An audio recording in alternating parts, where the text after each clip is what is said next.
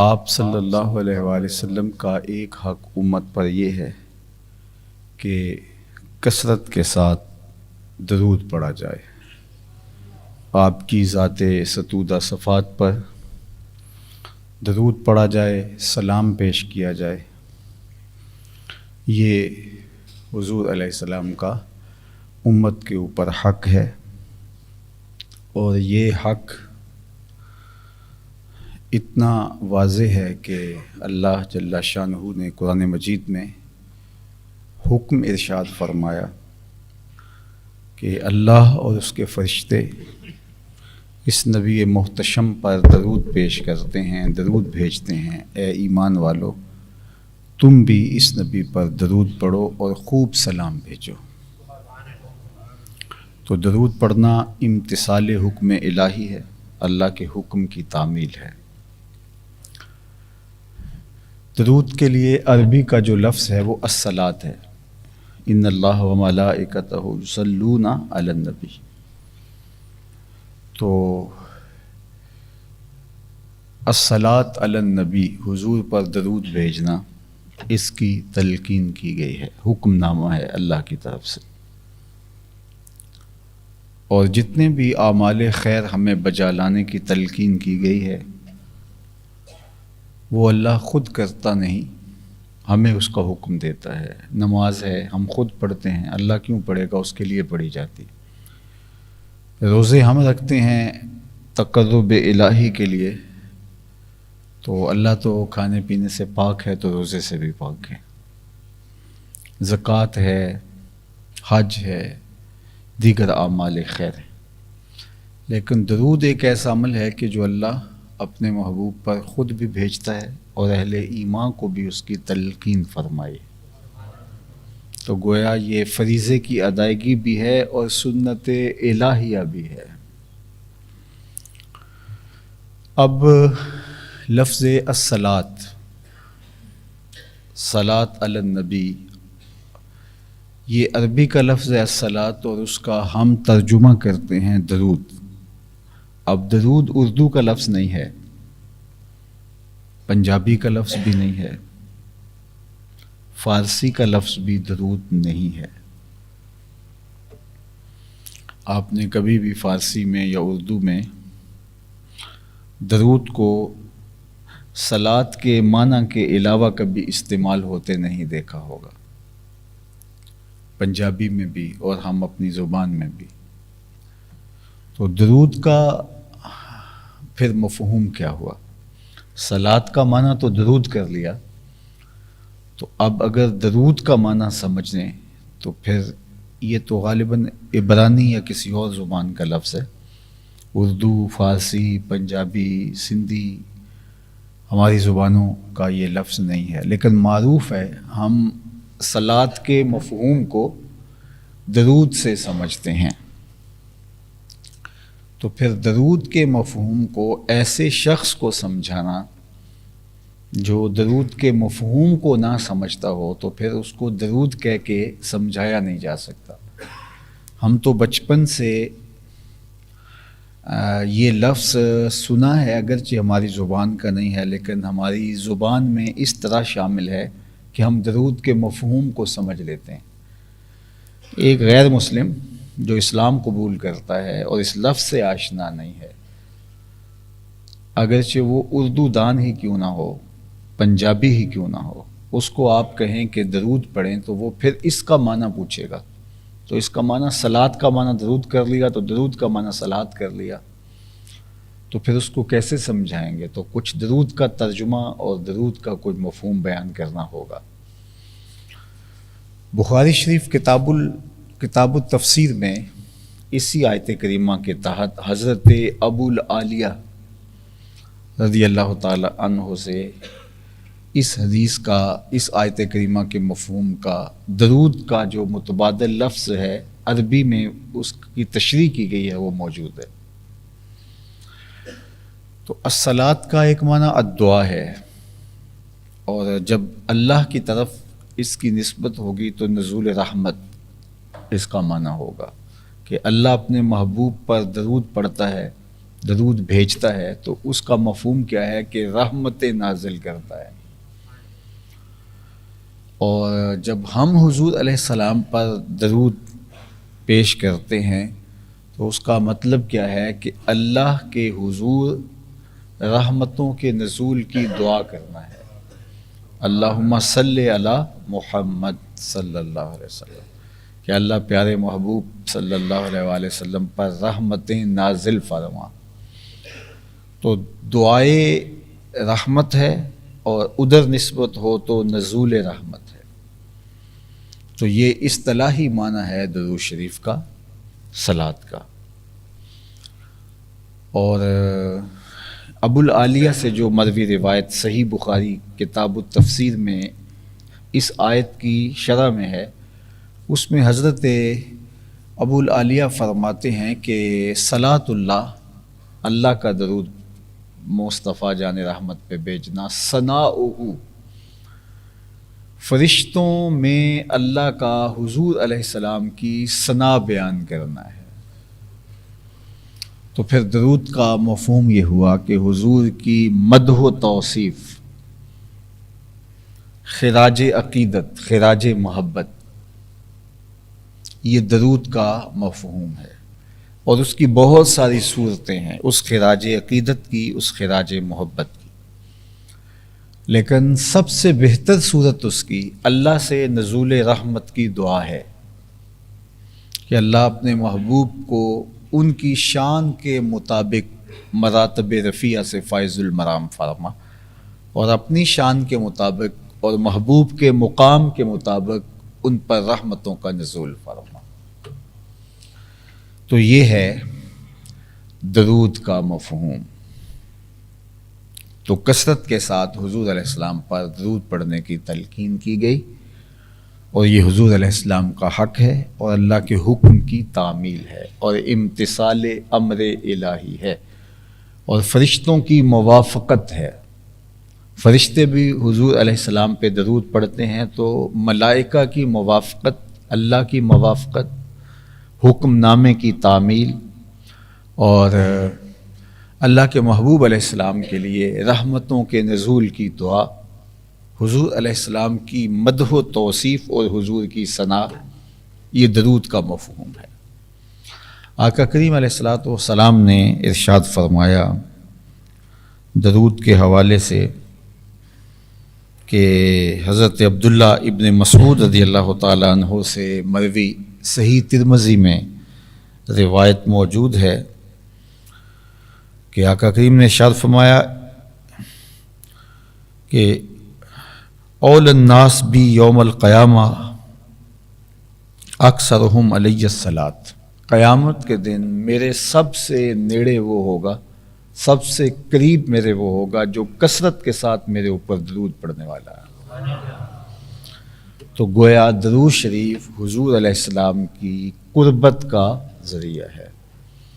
حضور علیہ الصلوۃ والسلام کی قربت درود شریف سے نصیب ہو پاتی ہے. اور جمعہ کے دن کثرت کے ساتھ درود پڑھنے کی تلقین کی گئی، اور وہ حضرت ابو امامہ الباہلی رضی اللہ تعالی عنہ سے مروی روایت ہے کہ آقا کریم نے فرمایا کہ جمعے کے دن میرے اوپر کثرت کے ساتھ درود پڑھو، چونکہ تمہارا درود میرے اوپر پیش کیا جاتا ہے. اور فرمایا کہ جو میرے پر کثرت کے ساتھ درود پڑھے گا قدر و منزلت کے اعتبار سے اس کو قیامت کے دن میری سب سے زیادہ قربت نصیب ہوگی. تو حضور علیہ السلام پہ درود پڑھنا حضور علیہ السلام کی قربت کا ذریعہ ہے. حضرت ابو درداء رضی اللہ تعالی عنہ سے روایت ہے کہ آقا کریم نے ارشاد فرمایا کہ جمعے کے دن میرے پہ درود پڑھا کرو، یہ یوم مشہود ہے، فرشتے اس دن حاضر ہوتے ہیں اور تمہارا درود مجھے لا کے پیش کرتے. تو حضرت ابو درداء نے سوال کیا، حضور جب آپ وصال کر چکے ہوں گے تو کیا یہ عمل پھر بھی جاری رہنا چاہیے؟ یعنی آپ کی حیات طیبہ میں تو ہم آپ پر کثرت کے ساتھ درود پڑھیں اور جمعہ کے دن خاص طور پہ درود پڑھیں، یوم مشہود ہے، فرشتے روئے زمین پہ پھیل جاتے ہیں، اور جو بھی درود پڑھتا ہے اس کا درود بارگاہ رسالت مآب صلی اللہ علیہ وآلہ وسلم میں جا کے پیش کر دیتے ہیں۔ تو یہ تو آپ کی حیات طیبہ میں ہوا، اور جب آپ وصال کر جائیں گے تو کیا اس وقت بھی یہ عمل اسی تسلسل سے جاری رہنا چاہیے؟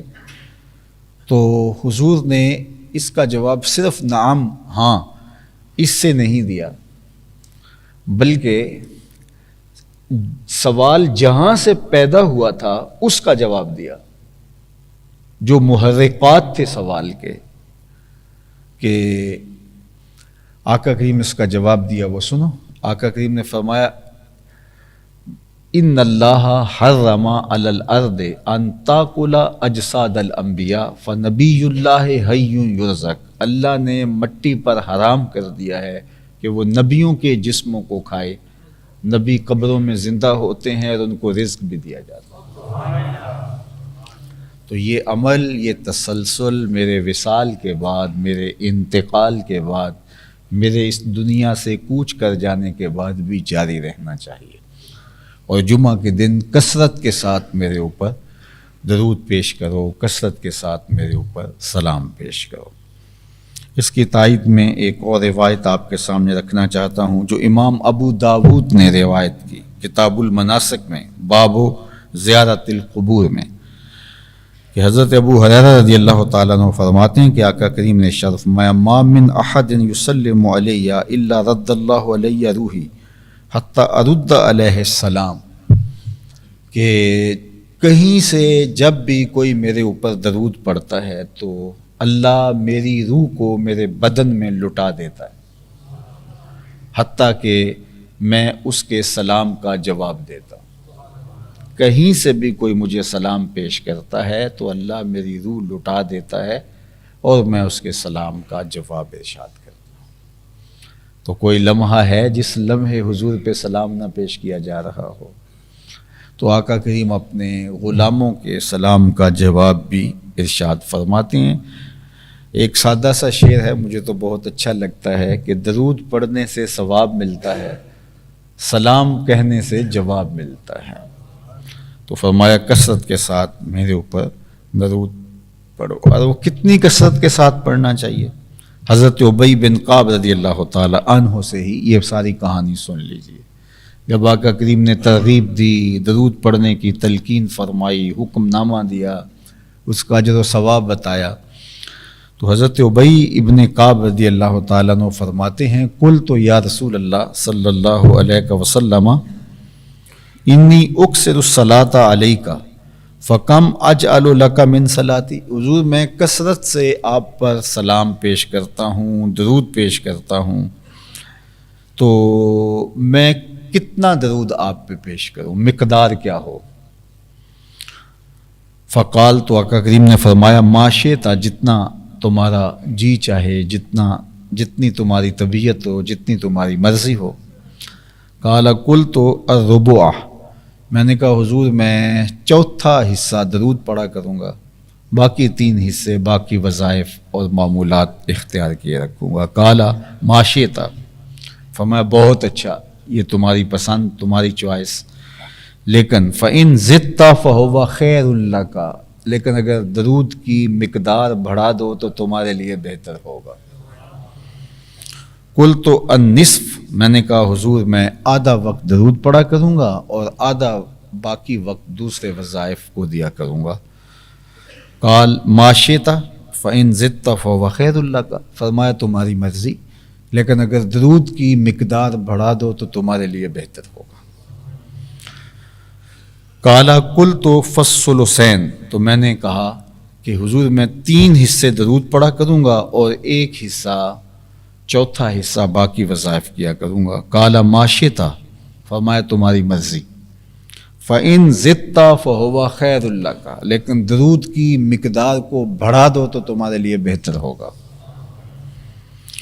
قلت اجعل لك صلاتی کلھا، حضور میں سارے جو ہے وہ نفلی وظائف چھوڑ کر کے آپ پر درود ہی پڑھا کروں گا، میں ہمہ وقت ہی درود پڑھا کروں گا۔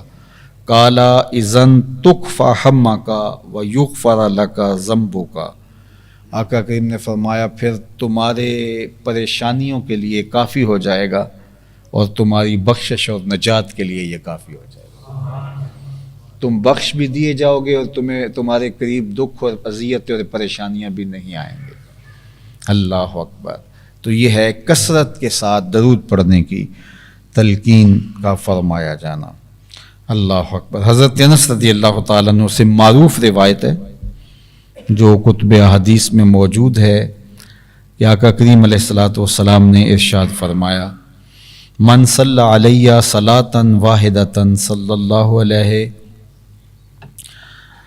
اللہ علیہ عشر صلوات وحطت عنہ عشر خطیات ورفعت لہ عشر درجات۔ آقا کریم نے فرمایا جو میرے اوپر ایک مرتبہ درود پڑھتا ہے اللہ جل شانہ اس پر 10 رحمتیں نازل فرماتا ہے، اس کے 10 گناہ مٹا دیتا ہے اور 10 درجے بلند کر دیتا ہے۔ یہ درود کی برکتیں ہیں جو اللہ نصیب فرماتا ہے۔ حضرت رویفہ بن ثابت الانصاری رضی اللہ تعالیٰ عنہ سے ایک روایت لے لیجیے، فرمایا حضور نے کہ من صلی علی محمد، جو محمد صلی اللہ علیہ وآلہ وسلم پر درود پڑھے، وقالا اور کہے اللہم انزلہ المقعد المقرب عندک یوم القیامہ، جو قیامت کے دن میرے لیے اللہ کے حضور دعا مانگے کہ اللہ اب میرے پیارے محبوب کو بہترین جگہ اور مقام جنت جو ہے وہ محشر کے دن عطا فرما، وجبت لہو شفاعتی، تو میرے اوپر لازم ہو گیا کہ اب میں اس کی شفاعت کروں گا۔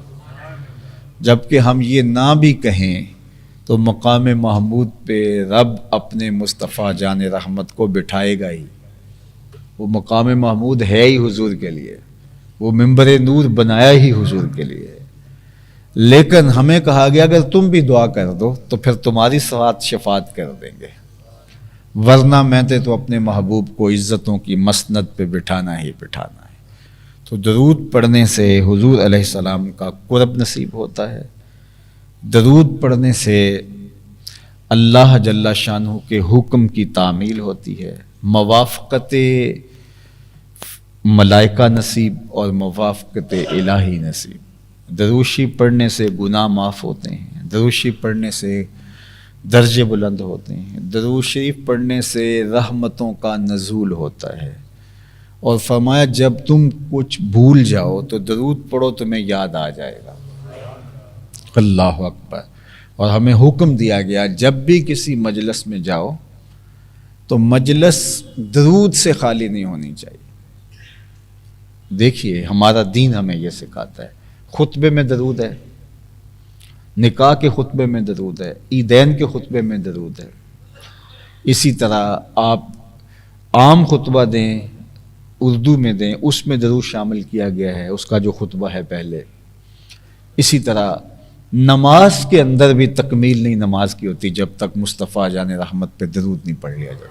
حالانکہ نماز خالص عبادت اللہ کی ہے، لیکن اس کی تکمیل بھی اتنی دیر تک نہیں ہوتی جب تک درود نہ پڑھ لیا جائے۔ تو آپ کی کوئی بھی مجلس ہو، نجی مجلس ہو، گھریلو میٹنگ ہو، تمہارا کوئی بھی معاملہ ہو، تو اتنی دیر تک مجلس اختتام پذیر نہیں ہونی چاہیے جب تک حضور پہ درود نہ پڑھ لیں۔ بیٹھتے ہوئے اٹھتے ہوئے درمیان میں کثرت کے ساتھ حضور پہ درود پڑھا جائے تو وہ رحمتوں اور برکتوں کا محبت بن جائے گی۔ وہ جگہ جہاں آپ بیٹھے ہوئے وہاں انوار اترنا شروع ہو گئے، جہاں درود کا تحفہ حضور کی بارگاہ سے پیش کیا جائے گا۔ اپنی اولاد کو درود پڑھنا سکھاؤ، ان کو درود کی ترغیب دو۔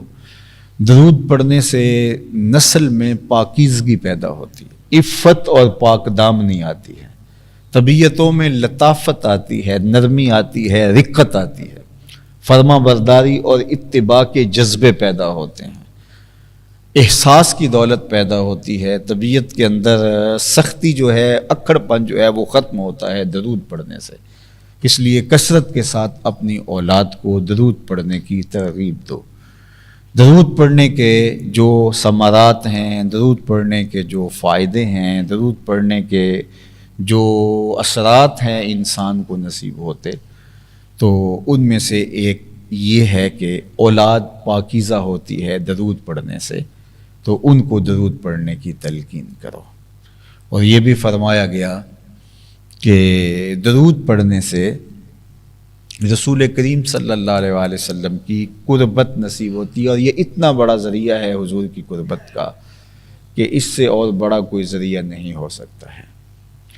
تو حضور علیہ السلام پہ کثرت کے ساتھ درود پڑھنا یہ انسان کی خوش بختی ہے، اور بدبخت ہے اللئیم کل اللئیم، حضور نے فرمایا وہ شخص کمینہ ہے، مکمل کمینہ ہے، جس کے سامنے میرا ذکر کیا جائے اور وہ میرے اوپر درود نہ پڑے۔ اور بعض روایت میں فرمایا البخیل کل البخیل، وہ شخص بخیل ہے، مکمل بخیل، کنجوس ہے پرلے درجے کا، کہ جس کے سامنے میرا نام لیا جائے اور وہ میرے اوپر درود نہ پڑے۔ تو حضور علیہ الصلاۃ والتسلیم پہ درود پڑھنا آقا کریم کی قربت کا سبب بھی ہے، اور یہ اپنے باطن کو بخل سے، اپنے باطل کو لئیم پن سے بچانے کا ذریعہ بھی ہے۔ درود شریف پڑھنے سے انسان کے عقائد میں حسن اور جمال پیدا ہوتا ہے، خوبصورتی آتی ہے، بالخصوص فتنوں کے زمانے میں جب بہت سارے فرق اور ترک ہو جائیں، پتہ ہی نہ چل رہا ہو، تو درود پڑھنے والوں کو اللہ باطنی رہنمائی عطا کر دیتا ہے۔ حضرت امام زین العابدین سے کسی نے کہا کہ حضرت جب کثرت سے فرق اور ترک ہو جائیں گے اور ہر شخص مدعی ہوگا کہ میں ہی حق پہ ہوں، اور ہر شخص قرآن اور حدیث کی بات اپنے ہاتھ میں لیے کھڑا ہوگا اور اپنی طرف کھینچ رہا ہوگا، تو ایک عام آدمی کے لیے تو مشکل ہوگا انتخاب کرنا کہ وہ کدھر جائے۔ تو بتائیں کہ ہم کس طبقے کے ساتھ، کس گروہ کے ساتھ شامل ہوں، حق والے کون ہوں گے؟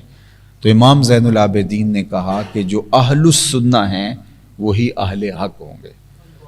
تو امام زین العابدین سے اس نے دوسرا سوال کیا کہ اس ٹائٹل کے ساتھ اگر بہت سارے لوگ موجود ہوں تو ان میں پھر کیسے پتہ چلے گا کہ آگے ان میں حق والا کون ہے؟ تو امام زین العابدین نے جو بات ارشاد کی وہ ہمیں اس پہ عمل پیرا ہونا چاہیے۔ انہوں نے کہا من علامات اہل سنہ کثرت الصلاۃ علی رسول اللہ، کہا میں تمہیں نشانی یہ بتاتا ہوں کہ کثرت کے ساتھ حضور پہ درود پڑھنے والوں کے ساتھ جڑ جانا۔ تو کثرت کے ساتھ درود پڑھیں، اور تاکہ جو ہے وہ ہمیں عقیدوں کی صحت، عقیدوں کا جمال اور عقیدوں کا نور نصیب ہو جائے، اور عقیدوں کی خوبصورتی ہمارا مقصوم ہو۔ تو اس لیے ہمیں کثرت کے ساتھ درود پڑھنے کی تلقین کی گئی، درود پڑھنے کی، سلام پیش کرنے کی ہمیں تلقین کی گئی۔ جس طرح درود پڑھنے کا حکم ہے سلو کے ساتھ، اس طرح وسلمو کے ساتھ سلام پیش کرنے کا بھی حکم ہے، اور سلمو کے ساتھ جو ہے وہ تاکید بھی ہے تسلیماً کی، کہ میرے محبوب پر تم درود بھی پڑھو اور سلام بھی پڑھو، اور سلام خوب پڑھو۔ وسلمو تسلیما، حالانکہ سلمو سے جو اللہ جل شانہ ارشاد فرمانا چاہ رہا تھا وہ فرما دیا، لیکن تسلیماً کی تاکید اس لیے لگائی تاکہ کوئی اس معاملے کے اندر کوتاہی کا ارتکاب نہ کرے، تو درود بھی پیش کرے اور سلام بھی پیش کرے۔ درود پڑھنے سے قربت حضور کی نصیب ہوتی ہے، اور سلام پڑھنے سے حضور سے معرفت پیدا ہوتی ہے۔ میں روز گزرتا ہوں، ایک شخص کھڑا ہو کہتا ہے السلام علیکم، دوسرے دن پھر گزرا، پھر کہا السلام علیکم، تو تیسرے دن توجہ کروں گا اور چوتھے دن پوچھوں گا اس کا نام کیا ہے، پانچویں دن پوچھوں گا یہ کس کا بیٹا ہے، بہت اچھا ہے، روز سلام کرتا ہے، تو میری اس سے شناسائی ہو جائے گی۔ تو جو روز حضور کو سلام پیش کرتا ہے، اور حضور نے فرمایا کہ اللہ جل شانہ میرے جسم اطہر میں روح کو لٹا دیتا ہے، اور میں سلام کرنے والوں کے سلام کو سنتا ہوں۔ اور بعض روایت میں کہ اللہ نے فرشتے مقرر کر رکھے ہیں جو سلام پیش کرنے والوں، درود پیش کرنے والوں کے درود کو اور سلام کو میری بارگاہ میں پیش کرتے ہیں۔ تو ایک شخص کا روزانہ کئی بار سلام پیش ہوتا ہے، درود پیش ہوتا ہے، تو حضور سے اس کی معرفت ہوگی، حضور سے اس کی پہچان ہوگی۔ کتاب کا نام ہے ابن ابی دنیا، حدیث کی کتاب ہے، لیکن جس طرح بخاری اور مسلم صحاح ستہ کا درجہ ہے، یہ اس درجے کی کتاب نہیں ہے، لیکن سند کے ساتھ حدیث اس میں مذکور ہے۔ اس حدیث کا نام ہے حدیث بطاقہ، اس کو محدثین کہتے ہیں، یہ حدیث بطاقہ ہے۔ جو لوگ عرب ممالک میں رہے ہیں تو وہ جب پرچی کاٹ کے دیتے ہیں تو اس کو بطاقہ کہتے ہیں، کاغذ کے ٹکڑے پر کوئی چیز لکھ کے دیتے ہیں تو اس کو وہ کہتے ہیں یہ بطاقہ ہے۔ تو حدیث بطاقہ اس کا نام ہے کہ حشر کا دن ہوگا اور حضور علیہ السلام حشر کے دن ایک جگہ پہ منبر نور پہ تشریف فرما ہوں گے، اور ایک شخص کو فرشتے کھینچ کر کے جہنم کی طرف لے جا رہے ہوں گے۔ اچانک اس کی حضور پہ نگاہ پڑے گی تو وہ حضور علیہ السلام کو پکارے گا، تو آقا کریم اس کی مدد کے لیے پہنچیں گے، اتنی تیزی سے اٹھیں گے کہ چادر کا ایک کونا حضور کے کندھے پہ ہوگا اور دوسرا زمین پہ گھسڑ رہا ہوگا۔ یہ حضور کی محبت کو بیان کرنے کے لیے بیان فرمایا گیا کہ حضور یعنی اتنی فرصت میں نہیں لیں گے کہ اس چادر کو اچھی طرح سے لپیٹ لیں، بلکہ ایک کونا کندھے پہ ہوگا اور دوسرا زمین پہ گھسڑ رہا ہوگا، اور آقا کریم فرشتوں سے کہیں گے اس کو کہاں لے جا رہے ہو؟ تو وہ کہیں گے کہ نامہ اعمال تولا گیا، نیکیاں اس کی تھوڑی ہیں، گناہ زیادہ ہیں، اس لیے اس کو جہنم لے جا رہے ہیں۔ تو اللہ کے محبوب فرمائیں گے کہ اس کا نامہ اعمال دوبارہ تولا جائے۔ اب حشر کا دن ہے، فرشتوں نے تول لیا ہے، اب دوبارہ، لیکن فرشتوں کو کوئی اعتراض نہیں ہوگا، وہ جانتے ہوں گے کہ صدر دیوان حشر یہی سرکار ہیں، لہٰذا دوبارہ نامہ اعمال نصب کر دیا جائے گا۔ جب تولا جائے گا تو واقعی نیکیاں تھوڑی اور گناہ زیادہ۔ تو آقا کریم علیہ الصلوۃ والسلام ایک کاغذ کا ٹکڑا بطاقہ اس کی نیکیوں والے پلڑے میں رکھ دیں گے تو وہ بھاری ہو جائے گا، تو اس کو جنت کا حکم ہو جائے گا، تو عرض گزار ہوگا کہ میرے ماں باپ آپ پہ قربان، اس میں کیا تھا؟ تو کہا کہ خلوص کے ساتھ تنہائی میں تیرا پڑا ہوا درود تھا۔ تو درود مغفرت کا ذریعہ ہے، غفران کی ضمانت ہے، حضور کی قربت کا ذریعہ ہے۔ جس صیغے کے ساتھ پڑھنا چاہیں آپ کو شریعت نے کوئی پابند نہیں کیا۔ درود ابراہیمی افضل ترین درود ہے، اس کے ساتھ سلام بھی ہونا چاہیے، چونکہ وہ اکیلا درود، اگر وہ پڑھے تو ساتھ سلام بھی پڑھیں۔ باقی مختلف اوقات میں مختلف درود ہیں، جو بعد میں بھی کچھ درود ہیں کہ جو بعد میں لوگوں نے جو ہے وہ ضرورت کے تحت مختصر درود بھی بنائے، تو یہ کوئی شریعت میں ممانعت نہیں ہے۔ مجھے بہت پرانی بات یاد ہے کہ ایک صاحب کہنے لگے کہ صرف درود ابراہیمی پڑھنا چاہیے۔ میں نے کہا درود ابراہیمی بھی پڑھنا چاہیے، اور بھی جتنے درود ہیں، اس میں تو آپ ضد کر رہے ہیں، اہل علم کے ہاں تو کوئی اس میں اختلاف نہیں ہے۔ تو کہتے ہیں نہیں، مطلب کہ درود ابراہیمی ہی پڑھنا چاہیے۔ تو میں نے کہا کہ یہ کس کا نام لیتے ہوئے درود ابراہیمی پڑھنا چاہیے؟ تو کہتا ہے کہ اللہ کے نبی صلی اللہ علیہ وآلہ وسلم کا۔ تو میں نے کہا آپ نے صلی اللہ علیہ وسلم کیوں کہا؟ آپ کو کہنا چاہیے تھا کہ اللہ کے نبی اللہم صلی علی محمد وعلی آل محمد کما صلیت علی ابراہیم وعلی آل ابراہیم انک حمید مجید کا نام لیتے ہوئے۔ تو سوچ میں پڑ گیا، میں نے کہا کہ یہ درود مختصر درود محدثین نے حضور کے نام کے ساتھ لکھنا شروع کیا، اور پھر یہ مروج ہو گیا، اور آپ یہ کہہ رہے ہیں، آپ کا دعویٰ یہ ہے کہ درود ابراہیمی کے علاوہ کوئی درود نہیں پڑھنا چاہیے، اور میں نے آپ سے پوچھا کس کا نام لیتے ہوئے، تو آپ نے کہا کہ اللہ کے نبی صلی اللہ علیہ وسلم کا۔ تو آپ نے پھر یہ کیوں پڑھا؟ تو وہ خاموش سا ہو گیا، اس کے پاس جواب نہیں تھا۔ تو بعض ضدیں ایسی ہوتی ہیں، اہل علم میں اس میں کوئی اختلاف نہیں ہے، اختلاف ہے مخاطبت کے صیغے کے ساتھ، یعنی ایک طبقہ کہتا ہے کہ الصلاۃ والسلام علیک یا رسول اللہ نہیں کہنا چاہیے، یہ جو ہے وہ حاضر کا صیغہ ہوتا ہے، لیکن اس میں بھی پھر آگے دو صورتیں بن جاتی ہیں۔ بعض نے کہا کہ جو ہے وہ اس کو شوقیہ طور پہ کہہ سکتے ہیں، حکایت کے طور پہ کہہ سکتے ہیں، انشاء کے طور پہ نہیں کہتے۔ اور السلام علیکہ ایھا النبی جس طرح کہا جاتا ہے تو وہاں تو مخاطبت سے کہا جاتا ہے، لیکن بعض لوگ پھر اس کی بھی تعویل کرتے ہیں کہ نہیں، اس کو ہم بطور حکایت کہتے ہیں، یعنی یہ واقعہ ہوا تھا معراج میں اور یہ اس کی حکایت ہے، یعنی یہ مخاطبت نہیں ہوتی۔ تو اگر مخاطبت نہیں ہے تو پھر سلام کس کو پیش کر رہے ہیں؟ تو یہ عجیب سی کہانی ہے۔ اور کچھ دوستوں نے، اب تو نئی کتابیں مارکیٹ میں بھی آ گئی ہیں، تو السلام علیکہ ایھا النبی جو نمازیں چھپی ہیں نئی، اس میں سے نکال دیا گیا ہے، تو السلام علی النبی کر دیا گیا ہے کہ یہاں ہم پھنس رہے ہیں تو چلو تھوڑی سی تبدیلی کر لیں۔ صحیح ابن خزیمہ سے ایک روایت لے کر آئے ہیں۔ تو بہرحال یہ ایک اختلافی بات ہے، اور میرا روح سخن یہی ہوتا ہے کہ جتنا بچا جائے اتنا بہتر ہے۔ تو جو بھی آپ پڑھنا چاہیں حضور پہ درود پڑھ لیجئے، کثرت سے درود پڑھیں گے، پھر خود بخود اندر روشنی ہوگی، پھر یہ بھی پتہ چل جائے گا کون سا پڑھنا چاہیے کون سا نہیں پڑھنا چاہیے، ساری روشنی ہو جائیں گی۔ پھر کچھ چیزیں اندر سے جو ہے وہ چیزیں ملتی ہیں، اندر سے فیصلے ملتے ہیں۔ تو بحثوں مباحثوں اور مناظروں میں تو کبھی فیصلے نہیں ہوئے، فیصلے تو اندر سے ہوتے ہیں۔ تو اس لیے کثرت سے درود پڑھنے کا ایک فائدہ یہ ہے کہ صاحب درود سے محبت بھی پیدا ہوتی ہے، اور اگر بخت جاگ جائیں تو زیارت بھی نصیب ہوتی ہے۔ اور حضور کی زیارت کا شوق ایک مومن کے دل میں، یہ بھی حضور کا حق ہے کہ اس کی آرزو ہو کہ مجھے اب میرے آقا کی زیارت ہو۔ یہاں کوئی اپنے لیڈر کو دیکھنے کے لیے، وہ سیاسی رہنما ہو، وہ مذہبی رہنما ہو، وہ جو ہے وہ کسی شاعر سے کوئی محبت رکھتا ہو، یہ اس طرح اور بھی دنیا کے مختلف شعبہ جات سے دلچسپیاں رکھنے والے جس سے محبت رکھتے ہیں، اس کو دیکھنے کے لیے بے تاب ہوتے ہیں، تو ایک امتی اپنے نبی کو دیکھنے کے لیے بے تاب کیوں نہیں ہوگا؟ تو درود کی برکت سے حضور علیہ السلام کے دیدار کا راستہ بھی کھلتا ہے۔ اور آقا کریم نے یہ بھی ارشاد فرمایا، من رآنی فی المنام فقد رآنی، جس نے مجھے خواب میں دیکھا اس نے مجھے ہی دیکھا۔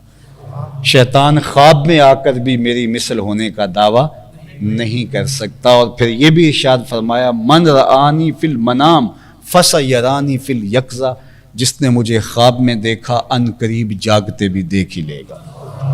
ساری زندگی نہ دیکھ سکا، جب سانس ٹوٹ رہی ہوگی رخ محبوب سامنے ہوگا، اور اگر اس وقت حضور کا دیدار ہو جائے تو بتاؤ اور کیا چاہیے۔ سوکھا نکلے سا ظہوری جے ویخ لواں مکھ تیرا۔ تو جس نے حضور کو خواب میں دیکھنے کا شوق سینے میں رکھا ہو، اس کے لیے بہترین وظیفہ یہ ہے کہ وہ حضور پر درود پڑھے۔ اس کا نتیجہ یہ ہے کہ کثرت درود سے صاحب درود کا دیدار نصیب ہوگا۔ تو یہ ہے درود شریف حضور کا حق جو امت کے اوپر لازم ہے۔ تو اس لیے ہمیں کثرت کے ساتھ ان پر درود پڑھنے کی تلقین کی گئی ہے۔ میرا مضمون پھر تشنہ رہ گیا، آئندہ جمعہ پھر اسی عنوان سے گفتگو ہوتی ہے۔ وہاں